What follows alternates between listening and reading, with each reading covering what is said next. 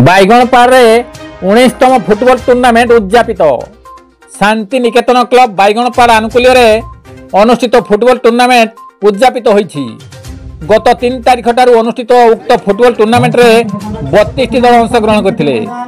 केन्दुझर सांसद अनंत नायक एही उत्सव में मुख्य अतिथि भाव जोगदेई विजेता चैंपियन बीबीएसएन एफसी दल को ट्रॉफी और नगद 35,000 टंका पुरस्कार राशि प्रदान करथिले।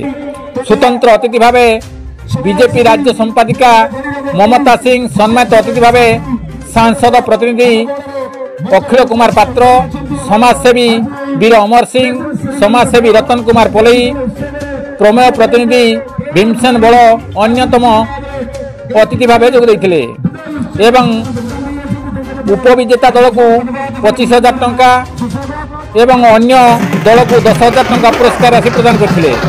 बजामपोसी ग्राम पंचायत सरपंच जमुना नायक सभापति अनुष्ठित उक्त उद्यापन सभार अवसर प्राप्त क्रीड़ा शिक्षक तथा कुंडेश्वर मंदिर प्रतिष्ठाता विजय कुमार पोलई मुख्य वक्ता भाव योगदान कर ग्रामांचल क्रीडार उन्नति भित्तिभूमि विकास और कुंडापीठा निकट थिबा कुकुरकोटा नदी में स्थायी पुल निर्माण निमंते सांसद को अनुरोध करथिले। शांति निकेतन क्लबर वरिष्ठ सदस्य वीरवर नायक, सत्यानंद नायक, घनश्याम सेठी एवं सभापति टुलू नायक, संपादक विश्वजित नायक तथा अन्य सदस्य माने एही टूर्नामेंट आयोजन करथिले। गोविंद राउत का रिपोर्ट, केडिंग जुड़िया।